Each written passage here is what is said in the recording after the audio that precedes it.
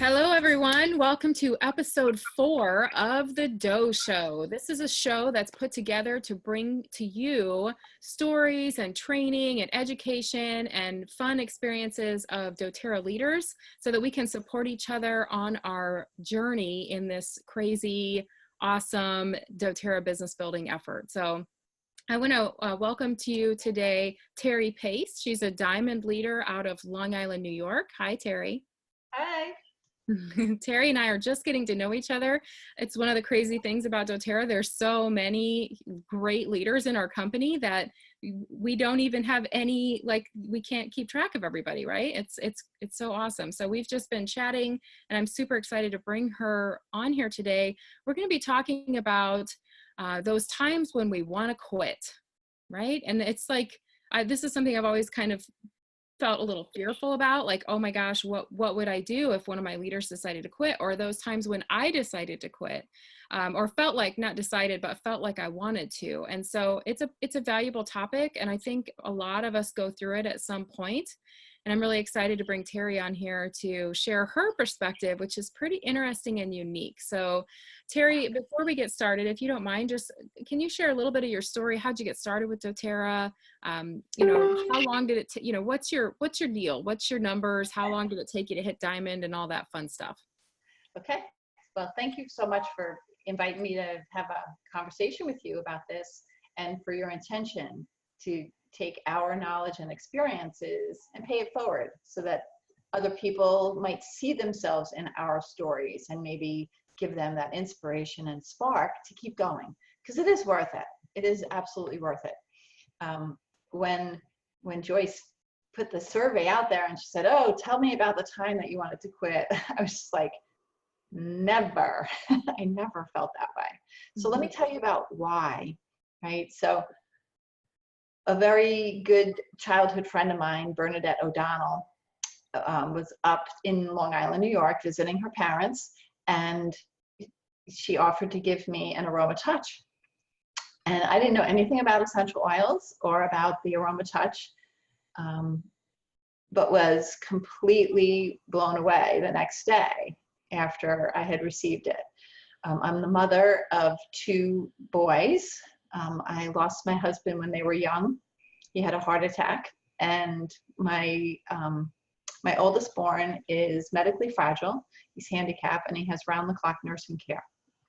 By the time he was 17, he had been in the ICU more than 25 times. So, we have the hospital at home, right? We have drugs and oxygen and nursing. And so we deal with a lot of stuff right here at home. And it's when all that's not working that we have to actually go to the hospital. And so every single one of those hospitalizations was life or death for us. And after I got the aroma touch, I didn't know what I didn't know. And Bernadette was really awesome at, helping me to discover essential oils, quality that's reliable, a new company called doTERRA, right? This is 8 years ago. And, if you were a doctor or a nurse and knew anything about essential oils, I wanted to talk to you, because all of a sudden I could see, well, what could we do for my son?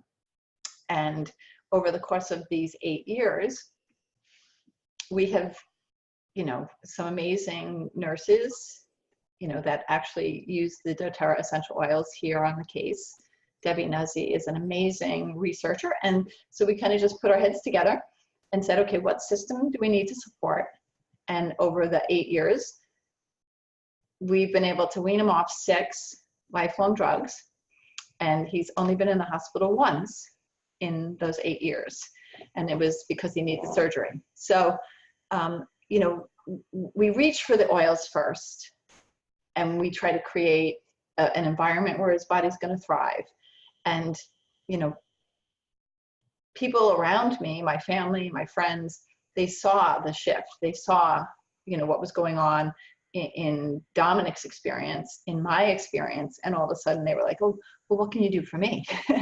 So my 8-year journey was largely, I was a sharer, right? I had a passionate story, and people were attracted to, how I looked at life, right? I've had a lot of things go on in my life, and I look at them as a gift, right? When you get the gift, you get to move on. But every single thing that you experience is a gift. I know that every event that you experience, whether it's, most people want to paint it as good or bad. And I refuse to give the event power over me in that way, right? Every event just is something that happened to you. And I try to look for, well, what was I meant to learn through this experience, through my son, Dominic. I'll give you one example, if I may. When he was in the ICU, and we weren't really sure if my newborn baby was going to come home. Maybe it was about the doctor who needed to learn that prayer and faith can change situations, and have him be humbled a little bit about his knowledge and his skill. Maybe it was my other son, Matthew, who watched as, we became a family of service to someone in need. And that creates a different type of character in my children. My family owns a restaurant. So maybe it's about the person who comes into the restaurant and sits at the bar week after week and goes to church to pray for my son. First time in 20 years. So we don't know what was the plan, right? A lot of times my prayer is, Lord, can you just share a little bit of the plan so that I have more, resilience here. But he's like, no, I want your complete trust that I got it. I want you to surrender self and let me take care of everything. And so that's how I look at everything. And so throughout the course of, building a doTERRA business, once I decided I'm no longer a sharer, there was just one class. I went to convention, and my classes after convention looked something like this. And then he said, and then he said, and then he said, I was just amazed. And so I would just, have my friends sit around in my living room, and they would see the top of my head while I just talk about all the things that I learned. And people were just, thirsty for that experience, thirsty to have that knowledge and to have that confidence be built inside of them. And as people were saying goodbye, there was one woman, this one, Teardra, she actually says to me, she's like, oh, so when is your next class? And all of a sudden I just turned around. And as I turned around, it was kind of like, well, I don't know, what class do you want to host? It's like the first time I looked outward and said, okay, this isn't about me anymore. This is about helping other people to rise and to find their story, their calling, their experience, and share that with the world. So that was kind of the first shift for me. And, I had recently, at the time, I had hit silver. And so now I just more intentionally looked to support leaders and got clear on the compensation plan and looked at some of the tools that were out there that I could use. One of my strengths is that I'm strategic. And so I would, build my own tools sometimes. So, and then I hit diamond last October. And that was after, 7 years of doing this. So. Awesome. So, there's this, I think that sometimes a lot of us can get caught up in this idea of getting to diamond. And last week we talked with Jennifer Brady about some of the mindset that's around that, how people can feel discouraged. I think we tend to compare ourselves, looking at those people that hit diamond in a year or 2 years or 3 years and how fast they get there. And so that can be discouraging. And I was a slow diamond myself. It took me a while to get there. And I came out thinking I'm going to hit diamond in a year because I was working so hard. I was gangbusters. And that's just my type A personality. But I felt like God really humbled me to say, yeah, you got a lot to learn there, girlfriend, before you hit diamond. And so, here we are talking, our topic is about those times when we feel like we want to quit.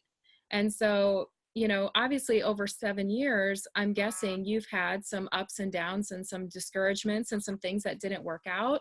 In fact, for those of you watching and listening, I surveyed the Diamonds group. There's a private Facebook group. For those of you who are really new, you may not know this, but doTERRA actually, they have these private Facebook groups for the different higher ranks that we can be a part of and communicate with each other and all that.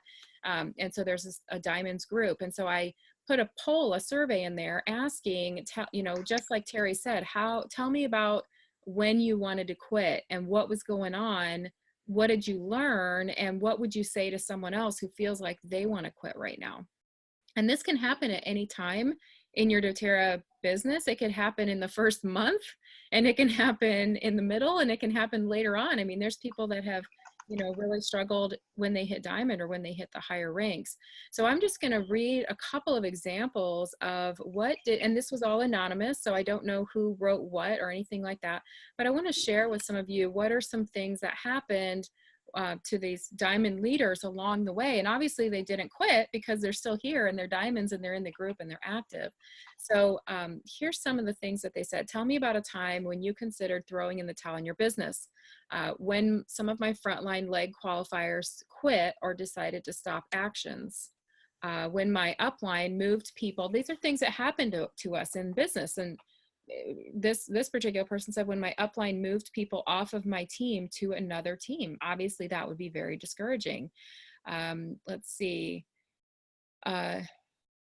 People being discouraged about placements and how they felt like they wanted to quit because they'd been following a particular plan for placements, what they felt like they'd been encouraged to do, and then finding out 2 or 3 years later that if they had structured differently and had different placement input, they would now be blue diamond. They would have been blue diamond for a long time. Obviously very discouraging, very frustrating, right?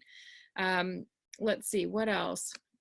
Traveling, teaching, working to build my business, and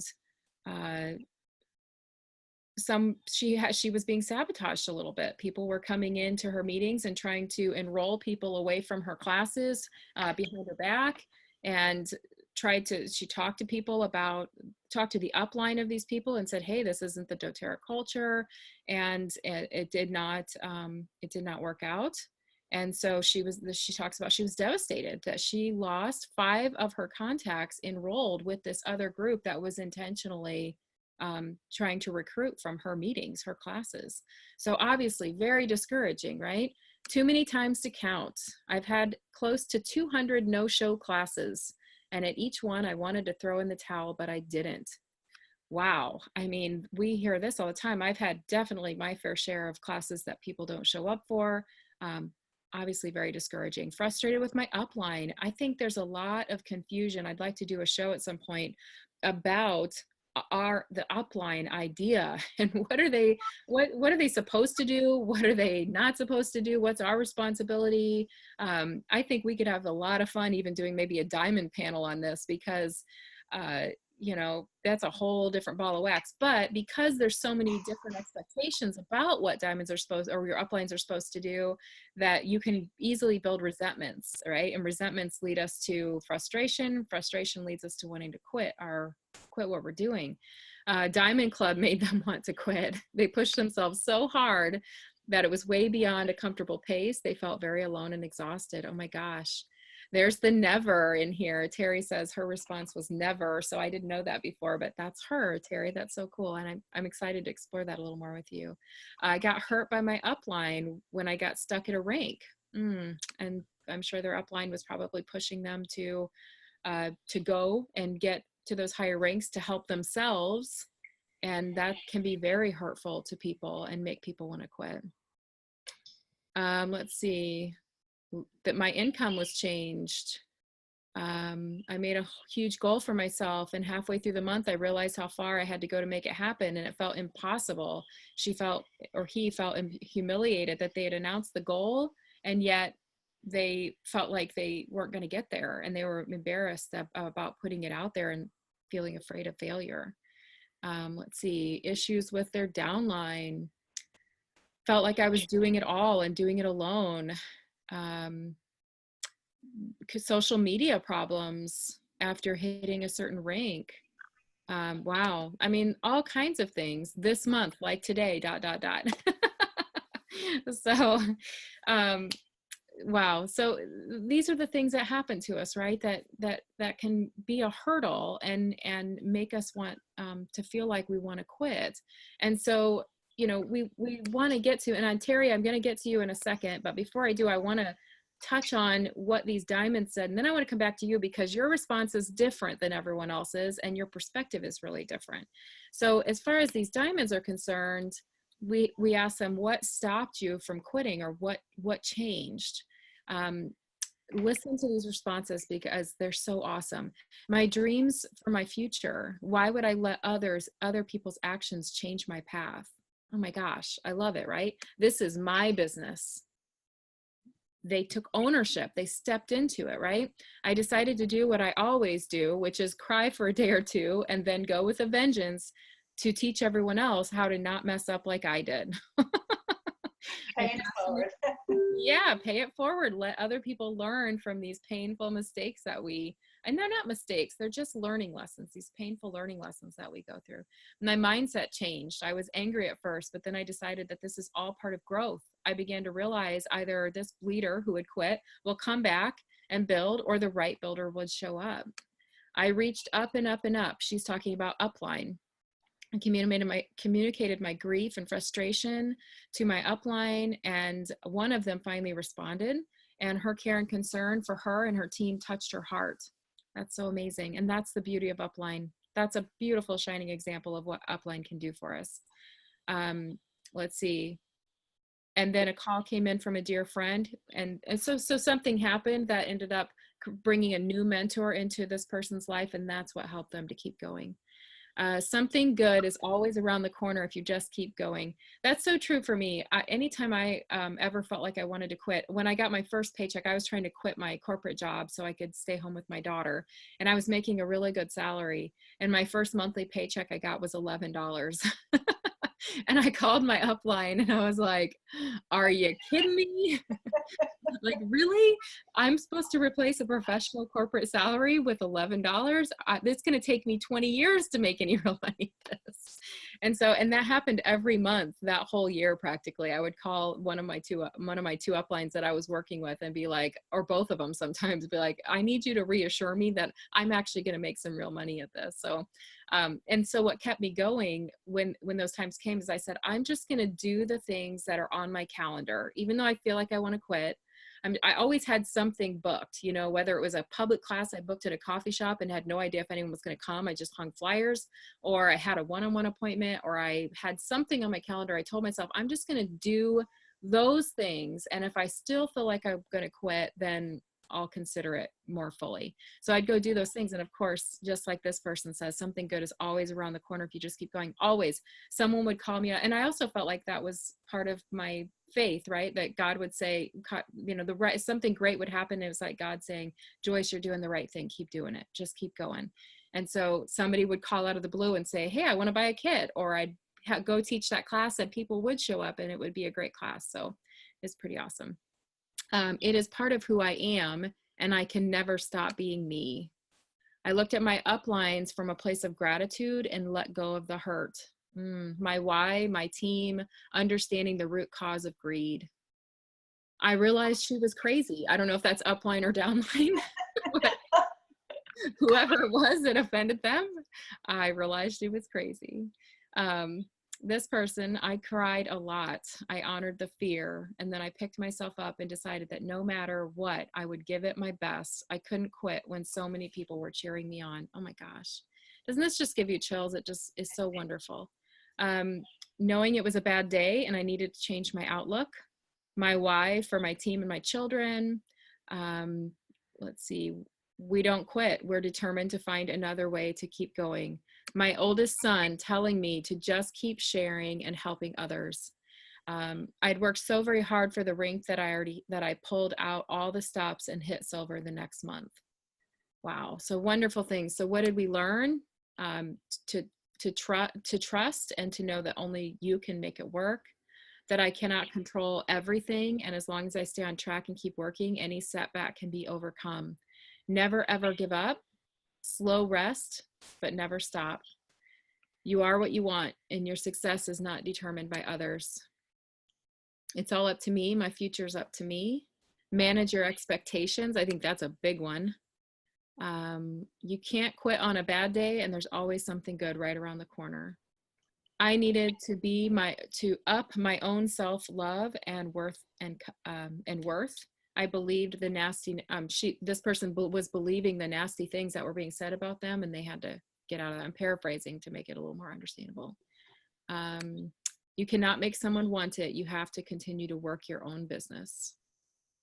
So maybe what I'll do is put together a little something and put it in the show notes, some way to share this feedback for you guys, so that you can take this and, who knows, maybe download it or put it somewhere that when you're having those really tough days, you can reach in here and grab some great resources and words of wisdom, and just know that you're not alone. We all probably, I mean, most of us, Terry's an exception, but she has a fantastic perspective on it. So I'm really excited to share that. But you're not alone, and it's normal. It's all part of the ups and downs of business. It's not exclusive to doTERRA. I have family members that own businesses of other kinds, and they have definitely days when they want to quit too. So it's just part of the business world. So I'm going to shift away from this survey from the diamonds, and for all of you that responded, I'd say thank you so much. I really appreciate it, and so do all the listeners, that we learn and need each other's supports, because we've all been down this path, and we've all of our stories have so much value, and we never know who we're encouraging and where their path might lead them. So I really appreciate it. So Terri, let's get back to you. Well, it's so, as you're reading all of those things, it is that intention, right? What stopped you? Like, it was the shift of the focus from what am I losing to what do I have? What do I gain by sticking with it, right? That shift in perception from, away from loss or failure to what have I gained and what is the gift in the situation, that re-anchor them to why do I do this in the first place, right? And so I love that, it's that what you focus on expands. If you want to focus on the problems and the loss and the grief and the hurt and the pain, that's what's going to grow. And if you want to focus on, well, what did I learn here? What was the gift? And, what am I grateful, right? I answered, it's part of who I am. I can't stop being me, right? Because, my core belief system is to share, to serve, to love. And so doTERRA is a vehicle for me to do those things, to share a piece of myself and to love people through whatever they're going through. I don't stop doing that just because, something happened. And, I think the biggest thing that I've learned is there's a difference between effort and struggle. So what do I mean by that? So there are days when you're going to feel, gosh, I'm putting in so much and I'm not really getting anything back, right? You're going to feel, your effort is so big. I think, Joyce, you even said, like, I was putting in all this effort and doing all these things and I got $11 in my first check, right? They're incongruous in that moment. But, when you feel that you're struggling through the day to make that phone call or to do the things that we know bring success, when you're struggling, maybe there's something deeper there. And so I invite people to kind of step back a little bit and, get in alignment with your heart. Why are you doing this? Why do you want to share that oil with that person? Why do you want to do doTERRA? Why do you want to build this team?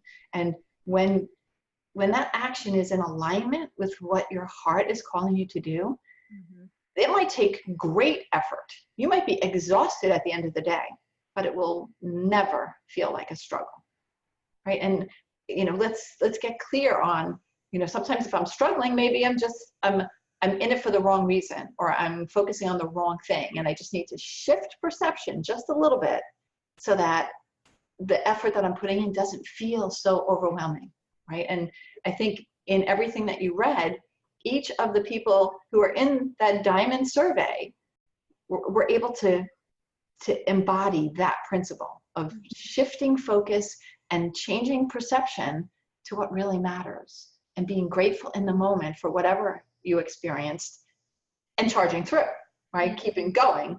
And, you know, like the words that helped me the most was a coaching call that Tiffany Peterson had done. She had recorded it.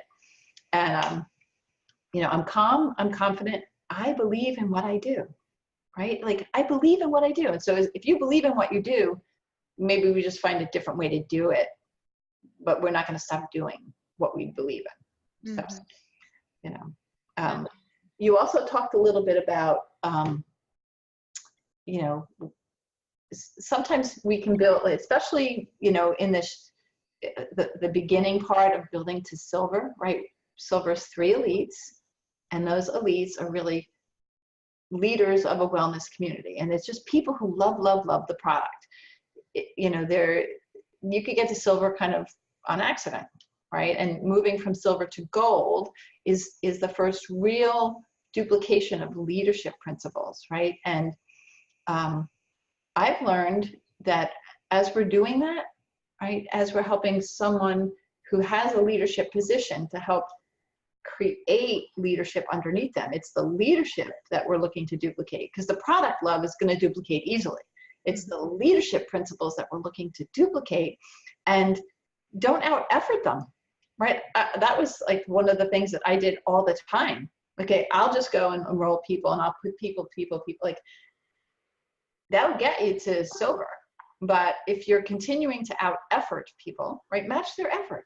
What effort they put in is where you match them, right? And now we're seeding space. I like to talk about, like, the dynamic of space is, you know, 2 people can't occupy the same exact space, right? And so over-functioners create under-functioners, right? I'll say that again. Over-functioners create under-functioners. And so sometimes the strategy is to kind of seed the space and allow that person to take the space that they want, right? And sometimes seeding the space, there's that void for a little while that may be uncomfortable.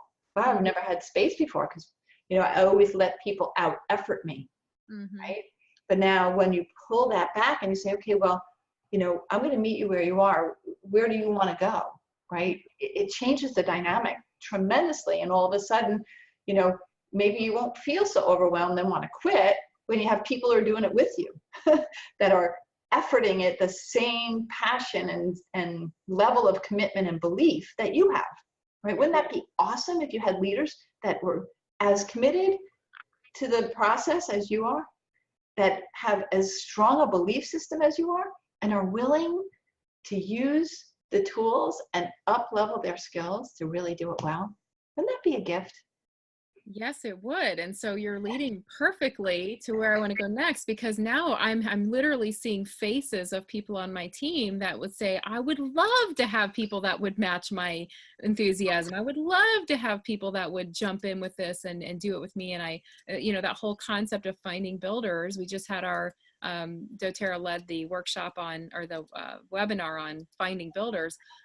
So I thought you had a really interesting perspective on this part too, in terms of, let's talk about this idea of concept of duplication. And that's where a lot of us are sort of missing the boat, is this idea of duplication. And then how do you use the Empowered Success program for that?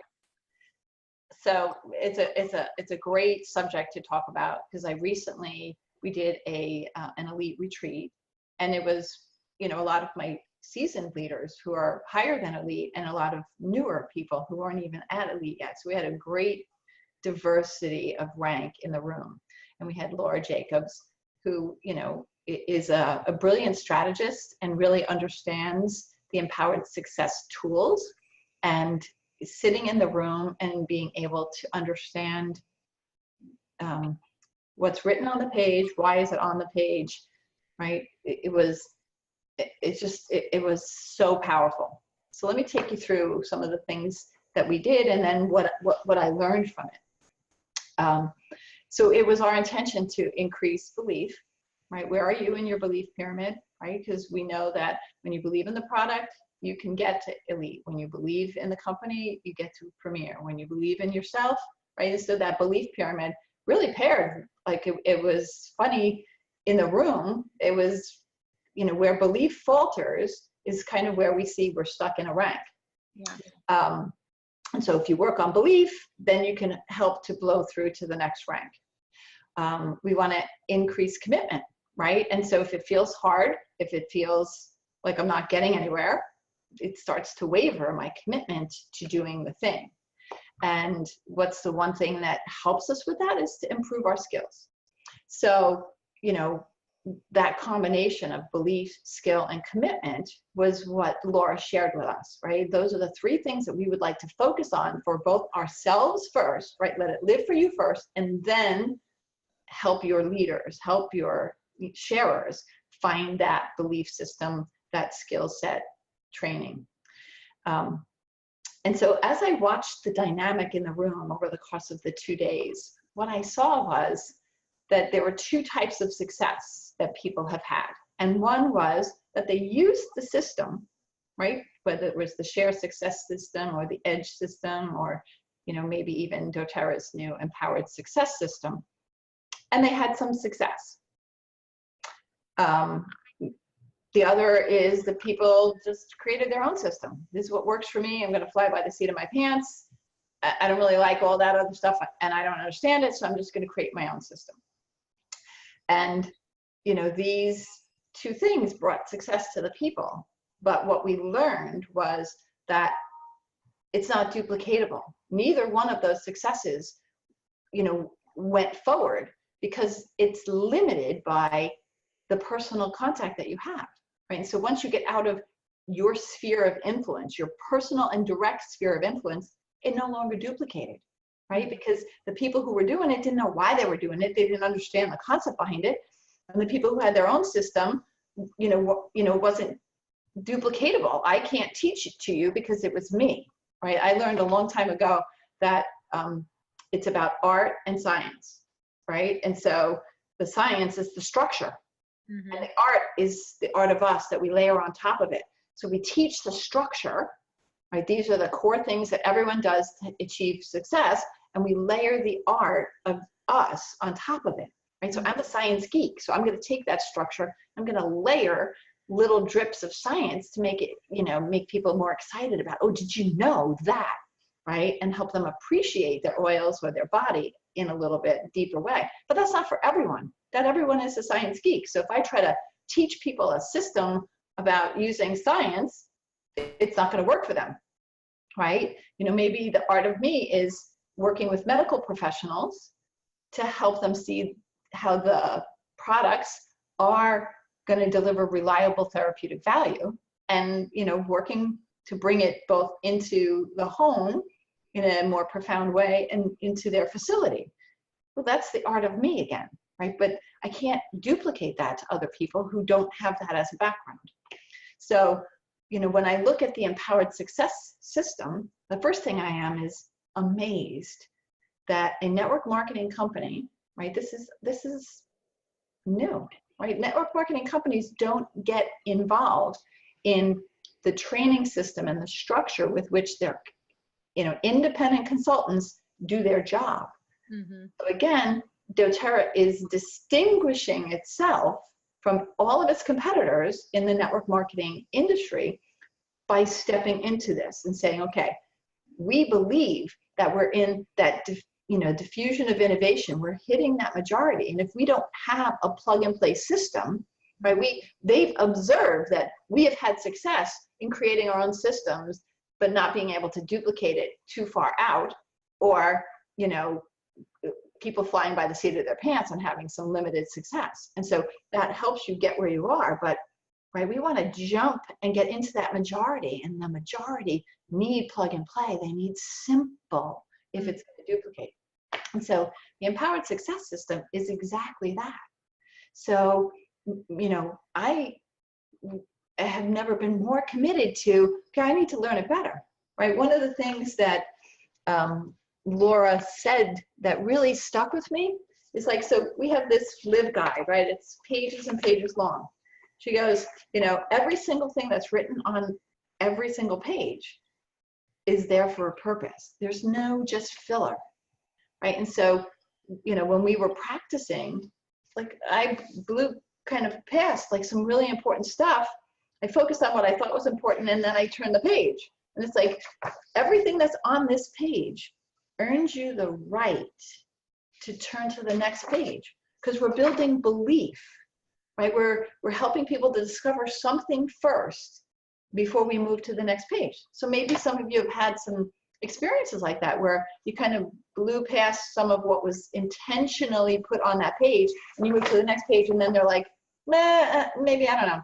Like, they're not really there because we didn't earn the right to turn the page. Mm-hmm. So I just looked at it like, okay, I have to let this live for me first. So I'm recommitted to watching every single webinar to learn a little bit more. And so like now my live guide has like all these little notes on it of like things, like what does this, like circle this word, this is important. And so, you know, providing a training to help me understand what's in the tool is so important for me to be able to use it effectively myself, and for me to be able to teach it, right? So, you know, watching it once, watching the launch camp and some of the Empowered Success videos that are on the website, they invested a lot of money and resources, time, energy in putting this together, right? They're a brilliant company. They don't do anything haphazardly,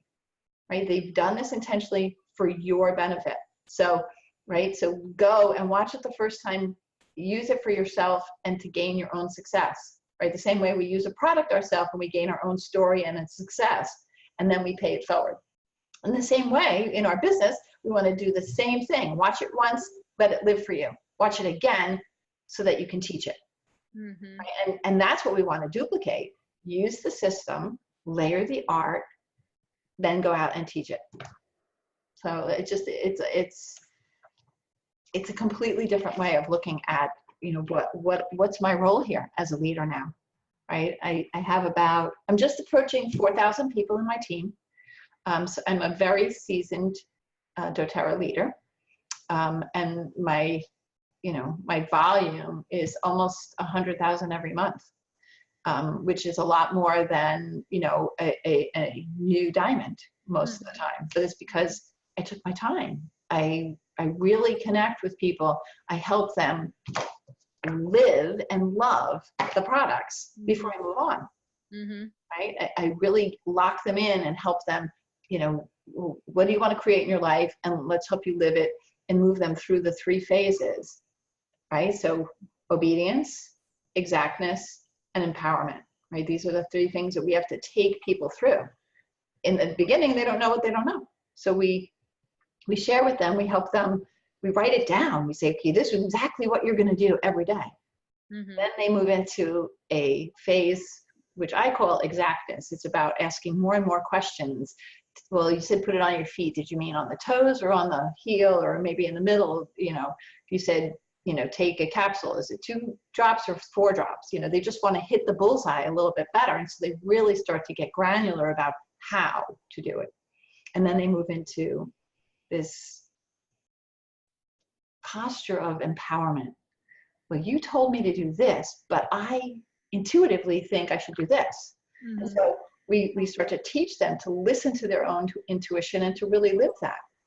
And we take them through that. And like that's, I do all of that before I move on.